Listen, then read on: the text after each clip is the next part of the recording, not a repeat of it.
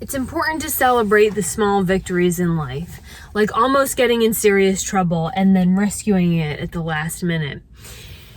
When I started working at the TV station, actually this is kind of every job I've ever had, they make you fill out these stupid get to know you sheets where you tell them your hobbies. I'm like, it's none of your damn business.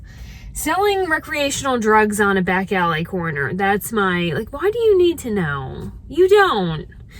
But when I worked at the TV station, they made us write bios. And if you've ever read TV People's, it's nauseating. They list all their awards. I mean, they can't construct a full sentence, but they got all these awards.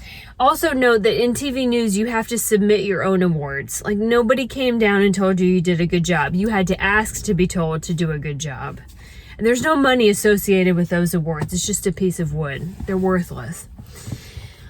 So you have to fill out these bios, and I don't want to. It's as simple as that. I refused to do it, and then they told me that I had to do it.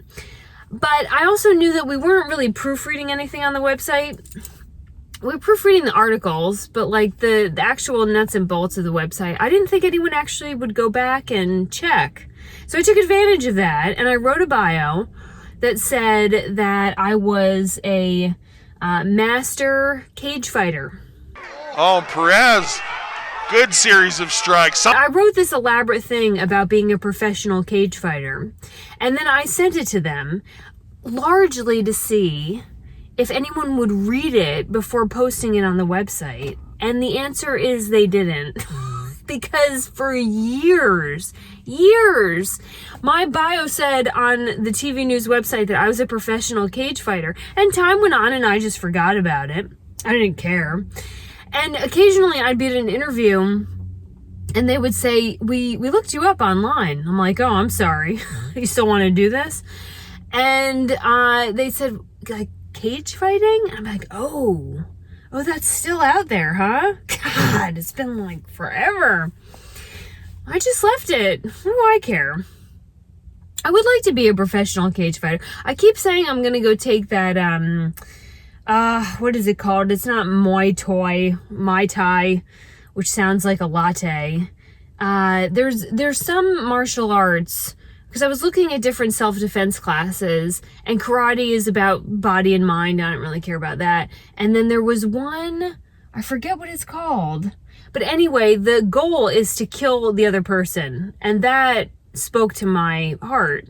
Because if I have to actually get in a fight with you, I'm not trying to get participation points. There's something bigger going on, and you need to meet your maker. Anyway, when I started at Coldwell Banker, they asked me for one of those same sheets.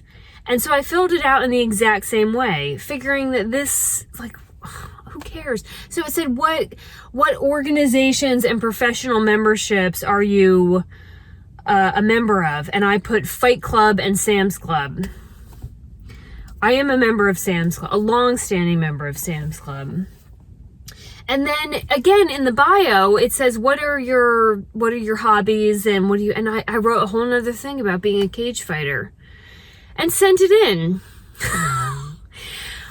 Apparently Coldwell Banker actually will read and analyze and look at what you wrote, because I got back a proofed copy of the press release that they were going to send out to all of the news outlets in town.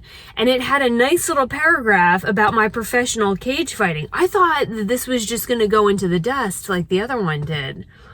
Because we have 800 agents at Caldwell, so not everybody is on the website. Nope, she sends me this beautiful press release that is all about me being a real estate agent and a martial arts combat veteran. So I had to quick nip that one in the bud. And I was like, hey, let's just not add that. I don't think, maybe she didn't know what cage fighting was. We took all that down, and it did actually get in the local paper. I got this morning, and thankfully they took out the cage fighting part, but they did leave the cows. I plugged my baby cows, and I plugged the cello, And that made it into the press release. I think if I had been in real estate maybe as long as I was in TV news, I would feel bolder and have left the cage fighting. But maybe next time. Maybe next company. But the cows got plugged, and that made me happy. To answer some questions, the cello is still here. It still exists. It's still sitting in my now apartment. But there are no cello instructors in Wilmington, North Carolina. So how am I going to learn? I looked for an online instructor, but the problem with that is that these cellos, I don't know who designed these, they did not do a good job, because you should be able to just take it out of the case and play it and sound like Beethoven. I don't think Beethoven played the cello. It doesn't matter. You can't do that. You have to tune this thing, and there's resin, this waxy stuff, and then tune the bow, and it all has to be like at the right blah blah blah. And then I bought this little digital tuner where you click it and like pull the string, and it tells you if it's A, B, C, D, E, F, G, X, Y, Z, I don't know. But you can't do that. You can't tune a cello if you're not in the same room. You have to be there and hear it. So I have no idea how I'm going to learn to play this thing. People say that there are no new great ideas or opportunities. Everything's been discovered. The internet, Amazon, cage fighting, that there's no new horizon. And I would argue with that. And I would say there absolutely is.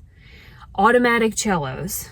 Why has that not been invented? That you just take it out of the bag, and all you have to do is move your hand back and forth, and it plays some profoundly beautiful classical music. I would buy that. It's a lot easier than actually having to learn a classical instrument. That's ridiculous. Who has time for that? I don't know what I was thinking when I bought this. I don't know what I was thinking when I told Coldwell Banker that I was a professional cage fighter. It doesn't matter. We're having a good time. Have a good weekend, weirdos.